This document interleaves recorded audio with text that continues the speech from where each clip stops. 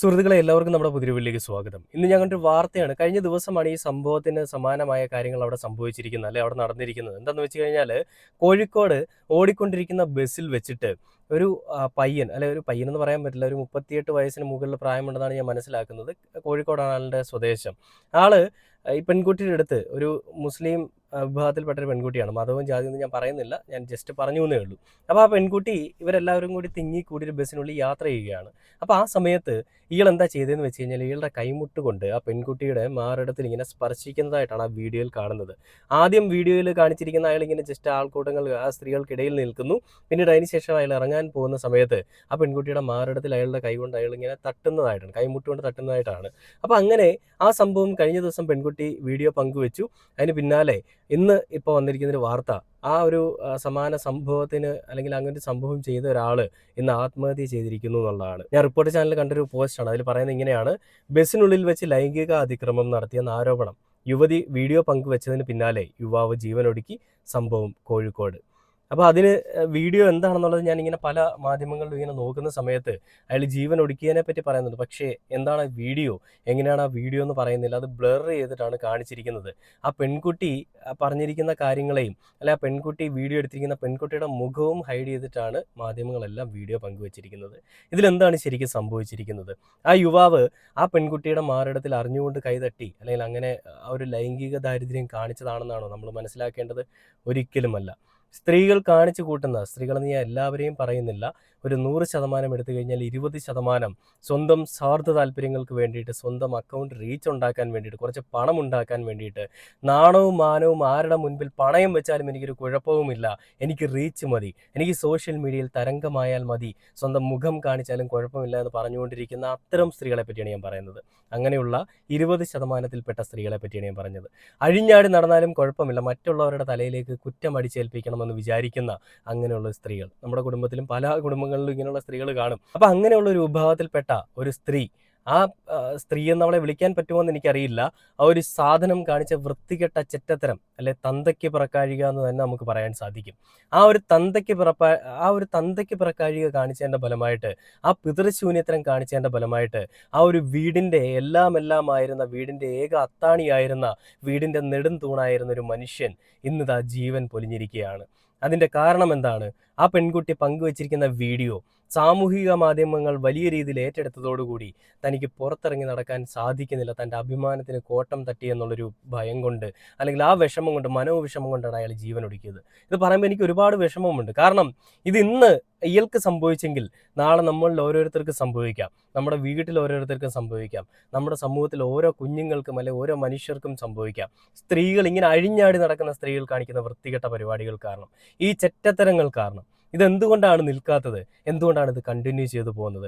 നമ്മൾ കഴിഞ്ഞ ദിവസം കണ്ടതാണ്, വൈറലാവാൻ വേണ്ടിയിട്ട് ഒരു പെൺകുട്ടിയുടെ അടുത്ത് ഒരുത്തൻ ഇരിക്കുമ്പോൾ ആ പെൺകുട്ടി, അയാൾ കൈ ഇങ്ങനെയാണ് വെച്ചിരിക്കുന്നത്, ആ പെൺകുട്ടി കൈ ഇങ്ങനെയാണ് വെച്ചിരിക്കുന്നത്, അയാൾ ഈ സൈഡിൽ ഇരിക്കുകയാണ്, രണ്ടുപേർക്ക് ഇരിക്കാൻ പറ്റുന്ന സീറ്റാണ്. അപ്പോൾ അയാൾ ഈ സൈഡിൽ ഇങ്ങനെ ഇരിക്കുമ്പോൾ അയാളുടെ കൈ ഈ പെൺകുട്ടിയുടെ ഇവിടെ തട്ടുന്നുണ്ടെന്നുള്ളൊരു ഭാവത്തിൽ പെൺകുട്ടി വീഡിയോ എടുക്കുന്നുണ്ട്. ഞാൻ ആ വീഡിയോ എന്തായാലും ഈ സൈഡിൽ പ്ലേ ചെയ്യാം. അത് പാട്ടല്ല, അതിൻ്റെ ഓഡിയോ എനിക്ക് പ്ലേ ചെയ്യാൻ പറ്റില്ല, കാരണം കോപ്പിറൈറ്റ് വരും.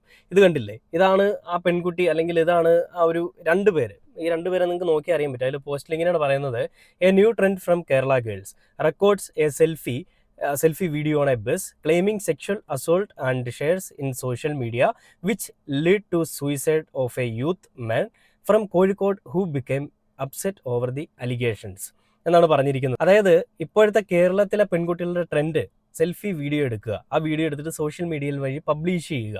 ഒരു സെക്ഷൽ അസോൾട്ട് ചെയ്തു, അല്ലെങ്കിൽ സെക്ഷലായിട്ട് തന്നെ ഉപയോഗിക്കാനായിട്ട് ഒരാൾ ശ്രമിച്ചു എന്ന് പറഞ്ഞുകൊണ്ട് ഒരു അലിഗേഷൻസ് ഒരു കാരണങ്ങളും ഇല്ലാതെ ഒരു വീഡിയോയുടെ പേരിൽ മാത്രം അതങ്ങോട്ട് സോഷ്യൽ മീഡിയയിൽ സ്പ്രെഡ് ചെയ്യുക. അങ്ങനെ സ്പ്രെഡ് ചെയ്യുമ്പോൾ എന്താ ഉണ്ടാകുന്നത്? ഇത് കാണുന്ന ഒരു വശം മാത്രം ചിന്തിക്കുന്ന, പെൺകുട്ടികൾക്ക് സ്വാതന്ത്ര്യം വേണം, പെൺകുട്ടികൾക്ക് എവിടെയും ഏത് രാത്രിയിലും ഇറങ്ങി നടക്കാൻ സാധിക്കണം, പെൺകുട്ടികളെ പുരുഷന്മാർ നോക്കാൻ പോലും പാടില്ല എന്ന് പറയുന്ന കുറച്ച് ഫെമിനാസികളുണ്ട്, തീവ്രമായ ചിന്തകളുള്ള ഫെമിനാസികൾ, ഫെമിനിസ്റ്റുകൾ. അത്തരം ഫെമിനിസ്റ്റുകൾ ഇതെടുത്ത് കൊണ്ടാടും. അങ്ങനെ കൊണ്ടാടുമ്പോൾ പുരുഷൻ മാത്രം തെറ്റുകാരനായി, സ്ത്രീകൾ അവിടെ പതിവ്രതകളും നല്ല കുടുംബത്തിൽ പറഞ്ഞ പോലെ സ്ത്രീയുമാവും. അപ്പോൾ അങ്ങനെ ഒരു ബന്ധം ഉണ്ടാവുന്നത് ആ പുരുഷന് വേണ്ടി ചോദിക്കാനായിട്ടൊരു സംഘടനയോ ആ പുരുഷന് വേണ്ടി ചോദിക്കാനായിട്ടൊരു പട്ടിയും വരില്ല.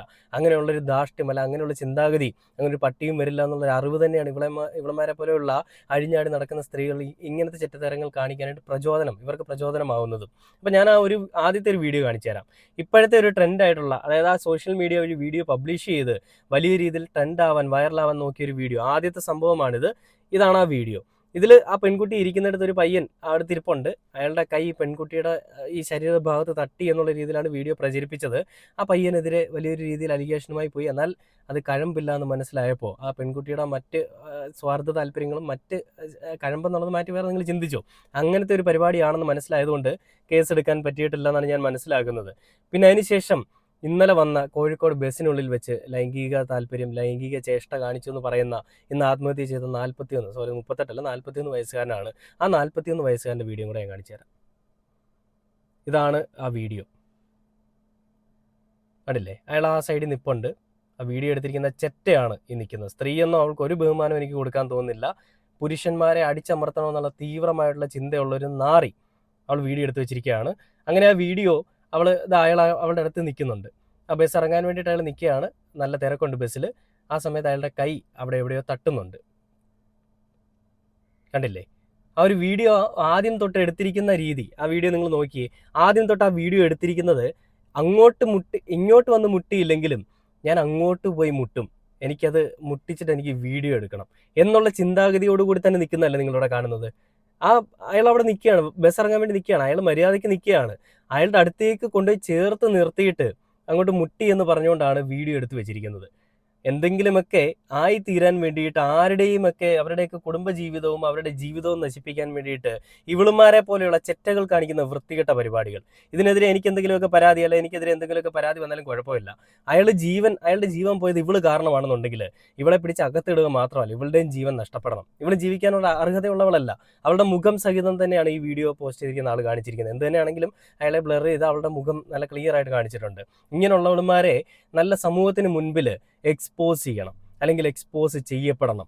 എപ്പോഴും ഇരയുടെ നീതി അതിജീവിതയുടെ ഐഡന്റിറ്റി വെളിപ്പെടുത്തി കഴിഞ്ഞാൽ അത് കേസാവുമെന്നുള്ളൊരു അറിയാവുന്നത് കൊണ്ടാണ് ഇവളുമാരി പ്രവർത്തിയുമായിട്ട് വരുന്നത്.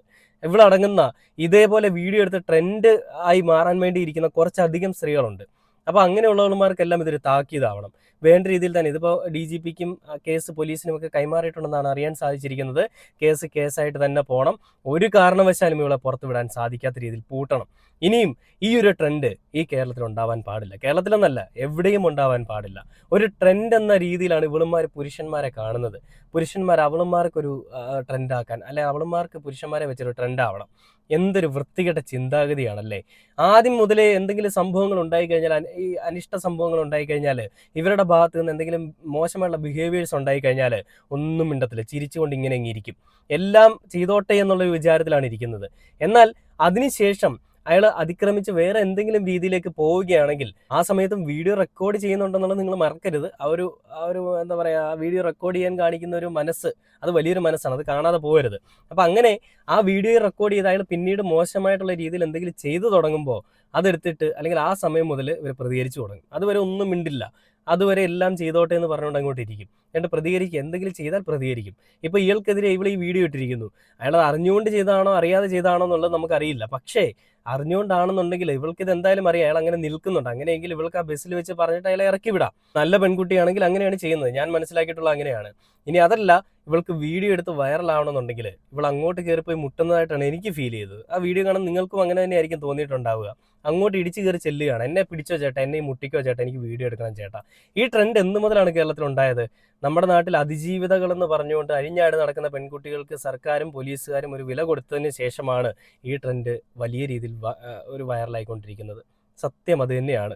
ഇതിനെതിരെ, അതായത് അതിജീവിതയ്ക്ക് കിട്ടുന്ന ഒരു പ്രൈവസി, ആ പ്രൈവസി അതൊരു പ്രിവിലേജ് ആക്കി എടുക്കാൻ വേണ്ടിയിട്ട് ശ്രമിക്കുന്ന ഒരു കൂട്ടം ആളുകൾ. ഇതെങ്ങനെയാണ് നമുക്ക് തടയാൻ സാധിക്കുക? നമ്മുടെ നാട്ടിലെ നിയമ സംവിധാന വ്യവസ്ഥകൾ സ്ത്രീകൾക്ക് കൊടുക്കുന്ന സംവരണം, അല്ലെങ്കിൽ സ്ത്രീകൾക്ക് കൊടുക്കുന്ന ഒരു പ്രിവിലേജ്, അത് നല്ല രീതിയിൽ ഉപയോഗിക്കപ്പെടുന്ന സമയങ്ങളുമുണ്ട്, മോശമായിട്ടുള്ള രീതിയിൽ അത് ഉപയോഗിക്കുന്ന സ്ഥലങ്ങളുമുണ്ട്. വജ്രായുധം, സ്ത്രീകളെന്ന് പറഞ്ഞ ഒരു വജ്രായുധമാണ്.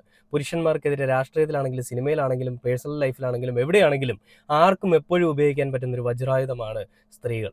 അത് ഒരു പരാതി കൊടുത്താൽ മാത്രം മതി, തെളിവുകളൊന്നും വേണമെന്നില്ല. ഇങ്ങനൊരു ഫിസിക്കലി എന്തെങ്കിലും നടന്നിട്ടുണ്ടോ എന്നുള്ളതൊന്നും ഒരു തെളിവിൻ്റെ ആവശ്യമൊന്നുമില്ല.